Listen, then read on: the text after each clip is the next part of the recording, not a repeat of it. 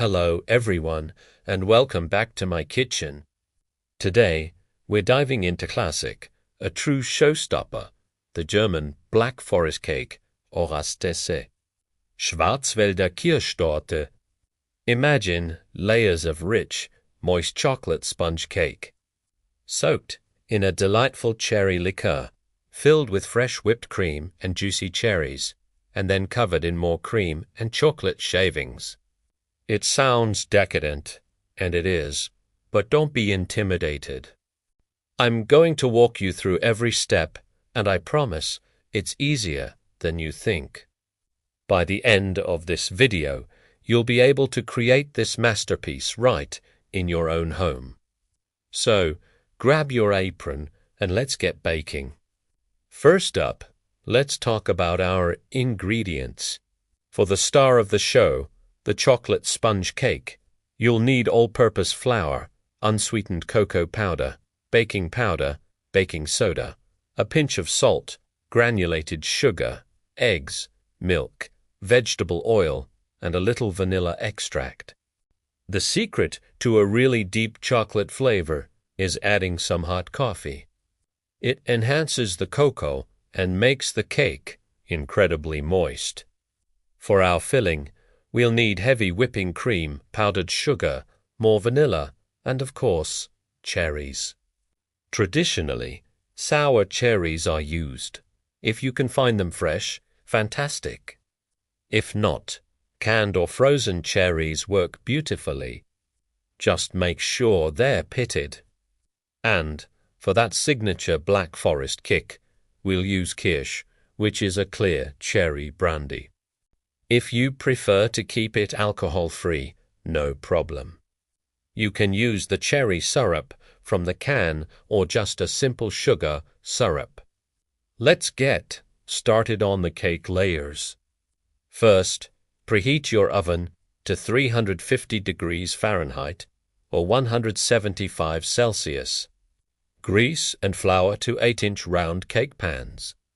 I also like to line the bottom with parchment paper just to be extra sure nothing sticks. In a large bowl, we're going to whisk together our dry ingredients, the flour, sugar, cocoa powder, baking soda, and salt. Give it a good whisk to break up any lumps and combine everything evenly.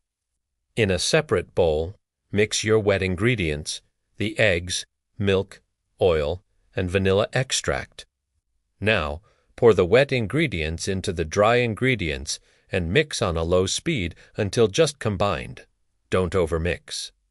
Overmixing develops the gluten and can make your cake tough. Finally, carefully pour in the hot coffee and mix until the batter is smooth. The batter will be quite thin, but don't worry, that's what makes it so moist.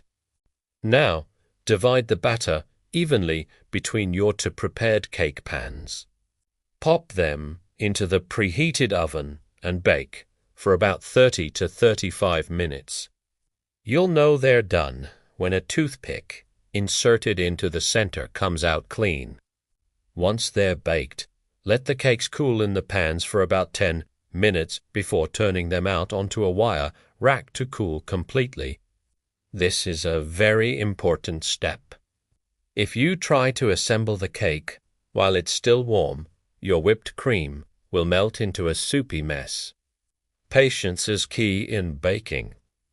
While the cakes are cooling, let's prepare our cherries and the whipped cream.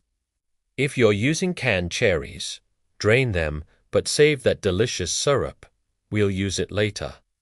If you're using fresh cherries, pit them and set them aside. Time for the best part, the whipped cream. Make sure your heavy cream is very cold. I even like to chill my mixing bowl and whisk attachment in the freezer for about 15 minutes before I start. This helps the cream whip up faster and hold its shape better.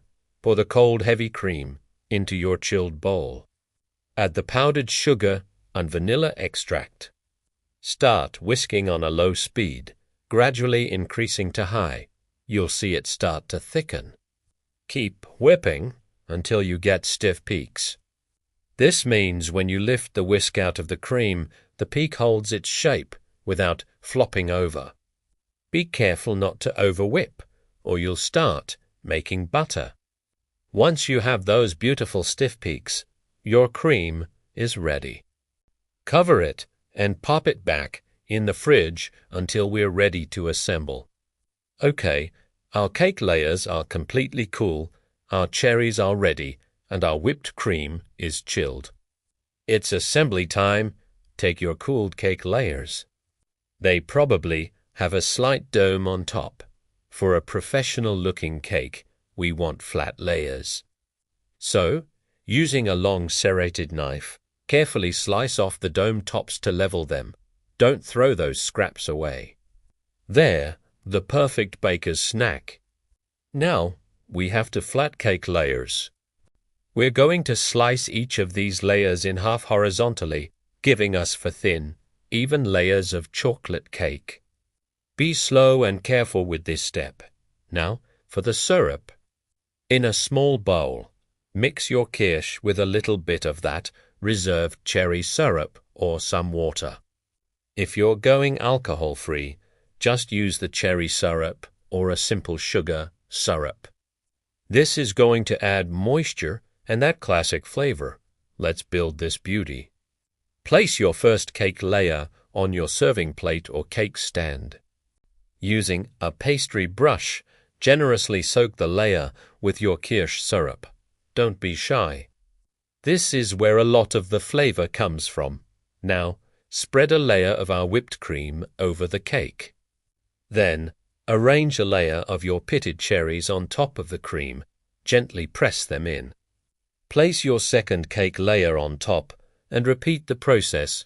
Soak with syrup, spread with cream, and add your cherries. Do this again with the third layer. When you get to the fourth and final layer, place it on top and soak it with the remaining syrup. Now, we're going to use the rest of our whipped cream to cover the entire cake, the top and the sides. Use an offset spatula to get a smooth, clean finish. It doesn't have to be perfect because we're about to cover it in glorious chocolate. The final touch, decoration. The classic black forest look involves chocolate shavings, more whipped cream, and cherries.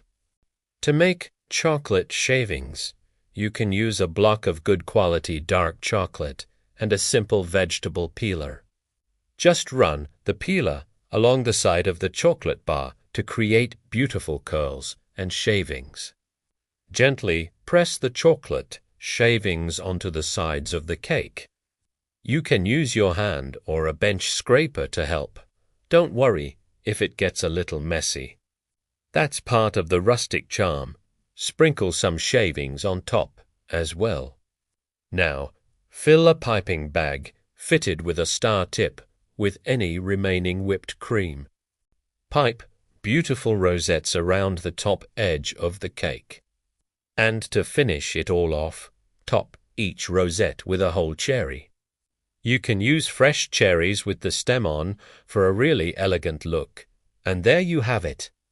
A stunning, delicious, homemade Black Forest cake. Before you slice into it, I recommend chilling the cake in the refrigerator for at least an hour or even up to 4 hours. This allows the flavors to meld together and helps the cake firm up, making it much easier to slice. When you do cut into it, you'll see those gorgeous, distinct layers of chocolate cake, white cream, and red cherries. It's a work of art.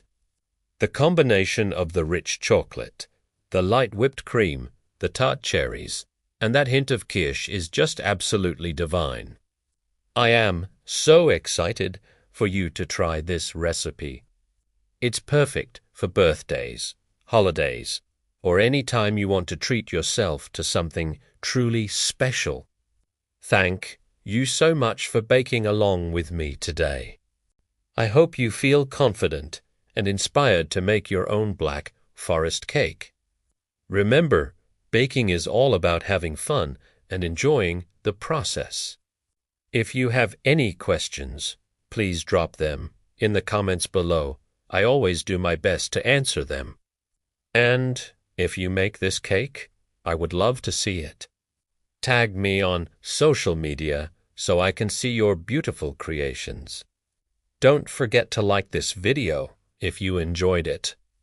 And subscribe to the channel for more delicious recipes every week. It really helps support the channel. Thanks for watching and happy baking.